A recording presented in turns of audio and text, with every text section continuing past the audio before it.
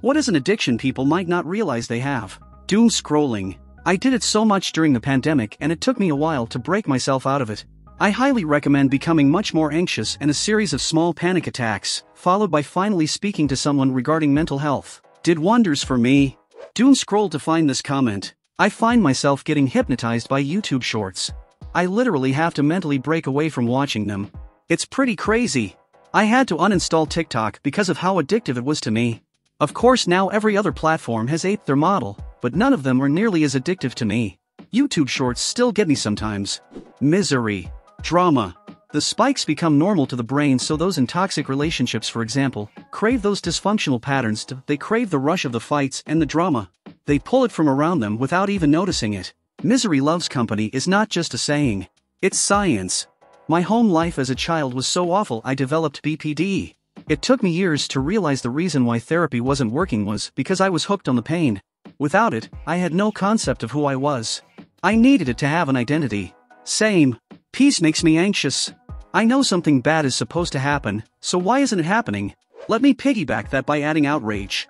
Political outrage is the drug of choice for so many people.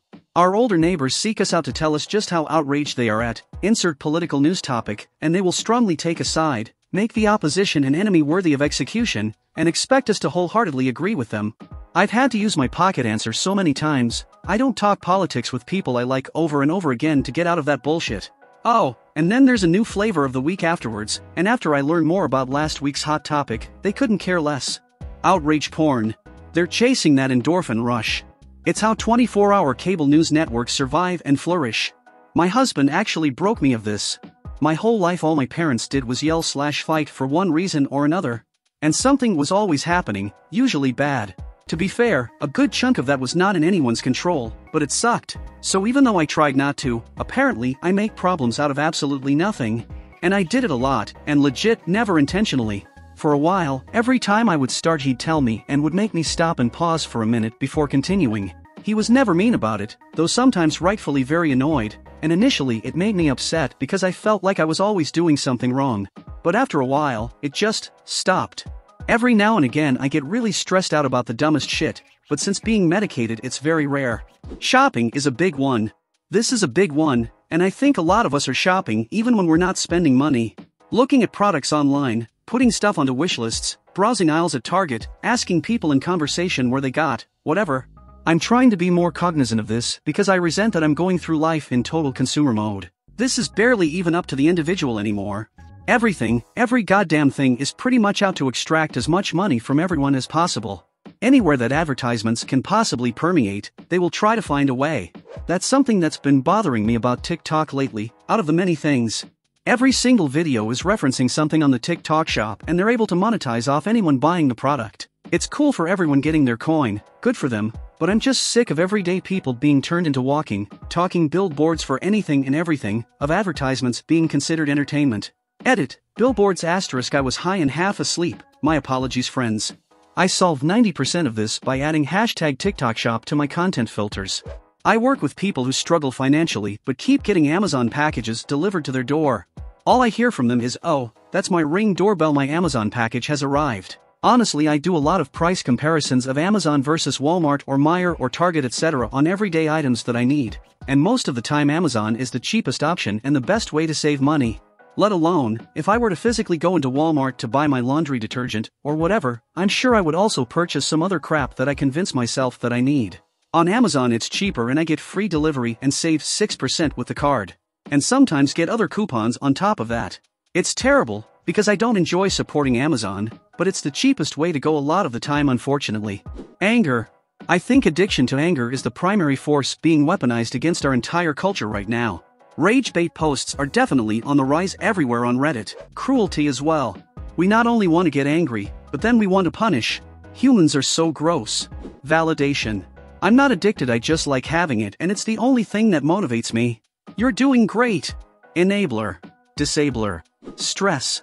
I'm convinced some people create stress in their life BC they are addicted to it. Yes! Like the brain craving homeostasis, and doesn't know what not stressed looks like, so situations are created to return to normal. It comes from childhood trauma. I literally can't function if I'm not under pressure or have something to prove. If people like me, I sabotage it. If I'm having a relaxed day, I'll try and find reasons to stress out. I'll create drama from nothing. That's what happens with you live in fear your whole childhood. I'm 33 now. It was like a light switch that went on when my therapist told me this. Your brain is adapted to problematic situations. It learned to find solutions to problems that should have not been there. You should be proud of your brain that it did. You got out of those problems, but your brain has not yet. So now it looks for the problems it has learned to expect. But those problems are gone, so it doesn't know what to do. I found one thing that genuinely helps with that for me: weightlifting. It sounds so silly, but it works. My brain and nervous system can have their stress out moment. You push and push yourself getting those reps out, so my brain goes, I did it, I pushed through the hard thing, now I can relax.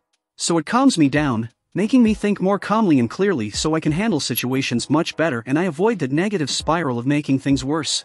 Sugar addiction. Yeah, but Tim Tams. Food.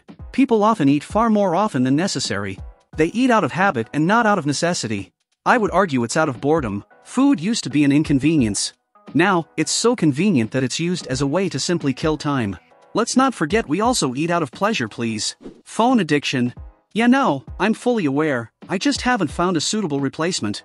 I found masturbation soothed my phone addiction until I combined them. Now I'm in trouble. Does it not chaff the old fella? Nah. The phone is fine. Did you try Oxycontin? It's much less addictive. Skip the oxy and go straight to the fentanyl. It's cheaper, stronger, and much more readily available. Plus you'll likely only need to buy it once. Procrastination. It's so much easier to say fuck it, I'll do it tomorrow. And then tomorrow comes and you still don't do it. Such a terrible habit.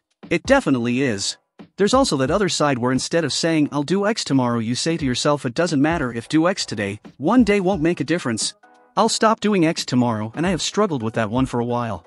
Why not eat this entire pizza by myself today? I mean, I'm doing it once a week every last couple months, so it doesn't matter, I can quit next week. I had to realize that each step is just as important as the last one and next one so that I could stop sabotaging myself. Caffeine and sugar are two big ones. Mostly caffeine though. Millions of people in the US depend on coffee throughout their day. I'd say people know they're addicted to caffeine. It's hard not to realize this given the withdrawal symptoms. However, for most people it's just a who cares if I'm addicted kind of thing. It's not like there's substantial evidence that caffeine is bad for you. If anything, there's a significant amount of evidence that a moderate amount of caffeine is actually beneficial for the average person. Addiction to other people's lives. We're constantly flooded with media on people we don't even know / never met. Yet, we invest so much time interacting with them and having a false sense of reality, seeing only what they show. Humans are so much more complex than the image that's presented to us online. We should look around our own reality before trying to make sense of a stranger's. Daydreaming. I do it constantly and can't stop. It literally takes up hours out of my day. It's so difficult to live in the present. I've been doing mindfulness meditation for over a month and I'm seeing slightly positive changes, but for now I'm still very much living in the past and future. Porn. Reddit hates hearing this. Reddit is built on porn, so I'm not surprised. Thank you for watching. Write in the comments below the video, what addictions do you know that people don't realize?